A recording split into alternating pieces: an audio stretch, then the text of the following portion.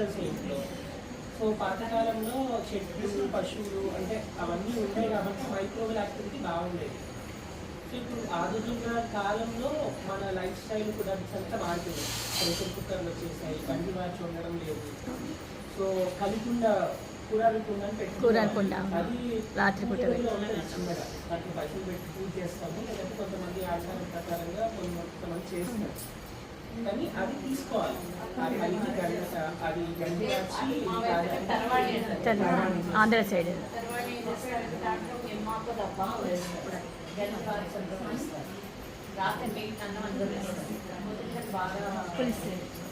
అది మనకి main gut మైక్రోబెల్ యాక్టివిటీని పెంపొందిస్తుంది.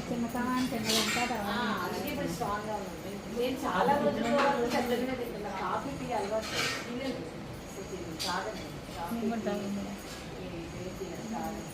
మా మాది కూడా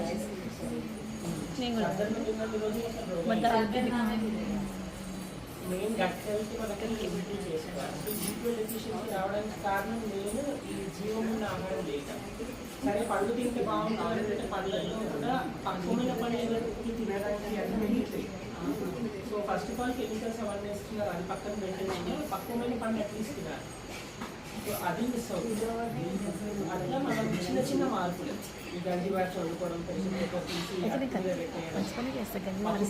వండుకోవడం, సో కలికుండా లాగా చేసుకోవచ్చు.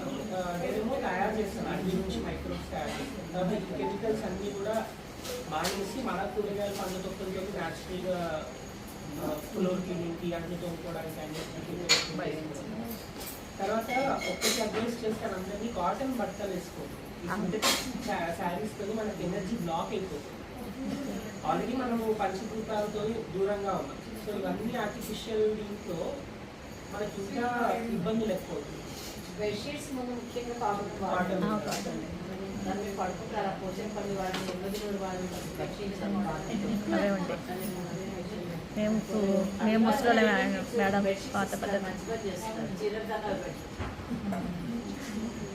అట్లా మనం వాడే సంచులన్నీ కూడా బ్యాగ్స్ ఇస్తారు, అది కాటన్ బ్యాగ్స్ కాదు, అది సింథటిక్ బ్యాగ్. సో ఇవన్నీ మార్పు చేసుకోవాలి. అందుకని నేను కొంచెం ఇవ్వాలి కాదు అంటే కొంచెం ఎక్కువ ఇవన్నీ దృష్టి పెట్టాలి. సో అది దృష్టిలో ప్రకృతి పరంగా మనం సో మెకానికల్ ఏదో పూజ చేసిన దాని యొక్క అంటే మన ఆచారంలో రావాలి, పూజ అనేది మన ఆచారంలో రావాలి.